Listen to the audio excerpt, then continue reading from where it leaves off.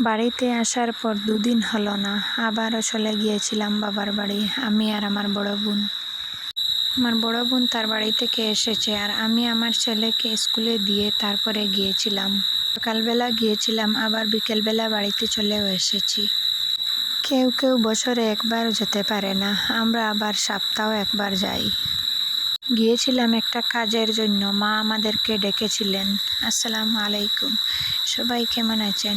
আশা করছি আল্লাহ রহমতে সবাই ভালো আছেন এবং সুস্থ আছেন। আমরাও আলহামদুলিল্লাহ ভালো আছি। বাবার বাড়িতে যেতে হবে, তাই সকাল সকাল চা নাস্তা শেষ করে নিচ্ছি। নাস্তাতে ছিল রুটি, চা, মাংস বুনা। আমিও খেলাম, সাথে আমার ছেলে মেয়েকেও খাওয়ালাম। মেয়েকে তো আমার সাথে নিয়ে যাব আর ছেলেকে তার স্কুলে দিয়ে যাব। সকালবেলা নাস্তা করে বেরিয়ে গেছি। আম্মা রান্না করে তাদেরকে খাইয়েছেন, রিজওয়ান আর তার বাবাকে। আসার পর বিকেলবেলা আর সময় পাইনি, কাপড় এক গাদা জমেছে। পরের দিন সকালবেলা উঠে বালতি ভরে কলতলাতে নিয়ে গেছি, এত কাপড় জমেছে সেখানে আর ধুইনি, ধোয়ার আর সময় পাইনি। এখন বাড়িতে এসে সবগুলোকে ধুইতে হবে। ভাঁজ করা কাপড় পরতে খুব ভালো লাগে, কিন্তু যাদের ওয়াশিং মেশিন নাই তারা বুঝে ধুইতে কত কষ্ট যে কাপড়। কষ্ট হলে কি হবে, ওইগুলাকে তো ধুইতে হবে। তো কথা না বাড়িয়ে ধুয়ে নেই কাপড়গুলাকে ধুয়ে তারপরে রান্নাঘরে এসেছি, রান্না করতে হবে। আর দেখো, পেঁয়াজ কাটতে গিয়ে আমার হাতটাও কেটে গেছে। আজকে একটু বেশি কেটে গেছে, রক্ত বন্দি হচ্ছে না, তারপরে একটা কাপড় দিয়ে বেঁধে রেখেছি। ভাবছিলাম বিরিয়ানির রেসিপিটা শেয়ার করব, তারপরে হাতের জ্বালায় আর পারিনি, কোনো রকমে রান্না করে নিয়েছি। অনেক আপুরা আমাকে বলেছিলেন যে ঘরোয়া উপকরণ দিয়ে কিভাবে বিরিয়ানি রেসিপিটা সহজে বানানো যায়। আজকে ভাবছিলাম শেয়ার করব, কিন্তু দুর্ভাগ্য হাতটা কেটে যাওয়ার কারণে আর শেয়ার করতে পারছি না। কিন্তু ইনশাআল্লাহ আরেকদিন শেয়ার করব। অনেকে তো অনেক মশলা দিয়ে বানায়, তবে আমি একদম ঘরোয়া উপকরণ যা যা ঘরোয়া মশলা থাকে সেসব দিয়ে এই বিরিয়ানির রেসিপিটা করেছি। কিন্তু খেতে খুবই সুস্বাদু হয়েছিল। সবাইকে খুব প্রশংসা করেছিল আর আমার কাছেও খুব ভালো লেগেছিল। ক্যামেরাতে দেখা যাচ্ছে হাঁড়িটা ছোটো, কিন্তু অনেক বড় হাঁড়িতে করেছিলাম, অনেকটা বিরিয়ানি করেছিলাম যাতে রাত্রিবেলাও খেতে পারি। এখন সবাই মিলে খাবো, তালাতে বেড়ে নিচ্ছি। সাথে ছিল শসা আর লেবু, মাংসের আচার, সেই সব দিয়ে এখন খেয়ে নেব। আমাদের সাথে আরেকজনও ছিলেন, উনাকেও দিচ্ছি। উনি আবার বিরিয়ানি খেতে খুব ভালোবাসেন। বিরিয়ানির সাথে আরেকটা জিনিসও ছিল, স্যুপটা আমি বানাইনি, মা বানিয়েছিলেন, তো আমাকেও একটু পাঠিয়ে দিয়েছেন। এটা কিসের স্যুপ আমি বলছি না, আপনারা দেখে কমেন্ট করে জানাবেন যে এটা কিসের স্যুপ। এই স্যুপটা কিন্তু খেতে খুব মজা হয়েছিল। মায়ের হাতের রান্না বলে কথা, মজা হবে না। এখানে অনেকটা স্যুপ ছিল, সবাই একটু একটু করে খেয়েছি। তো আমার আজকের ভিডিওটা যদি ভালো লেগে যায়, প্লিজ একটা লাইক দিতে ভুলবেন না। আর আপনি যদি আমার চ্যানেলে নতুন হয়ে থাকেন, আপনি চাইলে আমার চ্যানেলটাকে সাবস্ক্রাইব করে নিতে পারেন। আর ফেসবুক থেকে দেখে থাকলে ফলো দিয়ে দেবেন। আর আপনি যদি অলরেডি এই কাজটি করে থাকেন, আপনাকে অসংখ্য ধন্যবাদ। এক জায়গায় পাঠাবো বিরিয়ানি, তাই একটা বক্সে করে ভরে নিচ্ছি।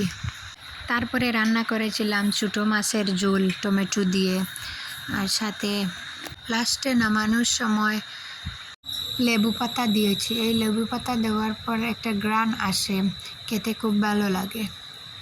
আজ অনেক দিন পরে ছোটো মাছের ঝোল খেলাম। ওই মাছগুলা থেকে একটু বড় সাইজের যেগুলা ছিল ওইগুলাকে বের করে ভাজি করে নিয়েছি। ভিডিওটা একটু উলটপালট হয়ে গেছে। সেই দিন যে বাবার বাড়িতে গিয়েছিলাম ওই কাজের জন্য, আমার ভাইয়ের বউ তার বাবার বাড়িতে যাবে, তো যাওয়ার জন্য আমাদের এখানের কিছু রীতিনীতি আছে। সে যাওয়ার সময় তাকে সন্দেশ বানিয়ে দিতে হয়। হাতে সময় কম ছিল, তো আমাদেরকে মা ডেকেছিলেন যে একটু সাহায্য করতে, তো কাছে থাকার কারণে চলে গেলাম। পিঠা অনেকগুলা বানাতে হবে আর হাতে সময়ও কম। শুধু ওইগুলা যে দেখেছেন ওইগুলা নয়, আরও অনেকটা বানিয়েছি, তো আমি একে একে করে বানিয়ে নিচ্ছি। আমার হাতে পুরিগুলো সুন্দর হচ্ছিল না, তো আমার বোন তারপরে এসে খুব সুন্দর করে ওইগুলাকে বানিয়ে দিয়েছে। তারপর আমার বড় ভাই বললেন আমার হাতের বিরিয়ানি খাবেন।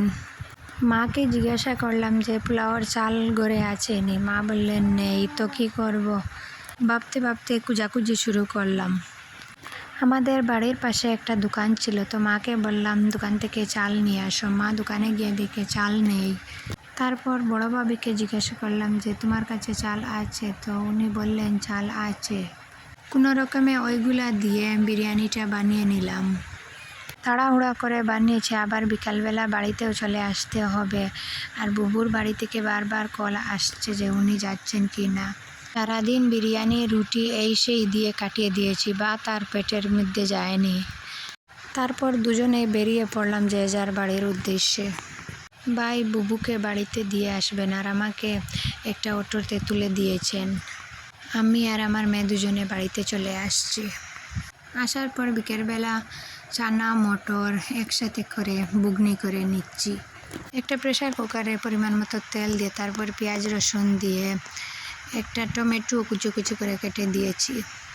মশলার সব উপকরণ দিয়ে এখন আমি ভালো করে কষিয়ে নিচ্ছি।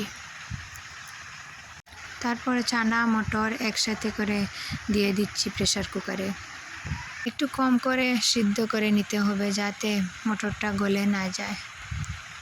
মটরটা একটু আগে গলে যাবে কারণ এটা একটু নরম টাইপের, তাই আমি একটু কম করে সিদ্ধ করে নিয়েছি। আলাদা আলাদা করে প্রায় খাই, আজ ভাবলাম একসাথে করে বুগনি বানিয়ে দেখি কেমন হয় খেতে। আর বুগনির সাথে ছিল ডাল রান্না, ডালটা আগে রান্না করে রেখেছিলাম। আমাদের ঘরে প্রায়ই ডাল রান্না করা লাগে কারণ আমার ছেলে ডাল হলে তার আর কিছুই লাগে না। ডাল থাকলে সে খুব পছন্দ করে ভাতটা খায়, আর যেদিন সবজি থাকে সেদিন তার সাথে অনেক লড়াই করতে হয় তাকে ভাত খাওয়ানোর জন্য।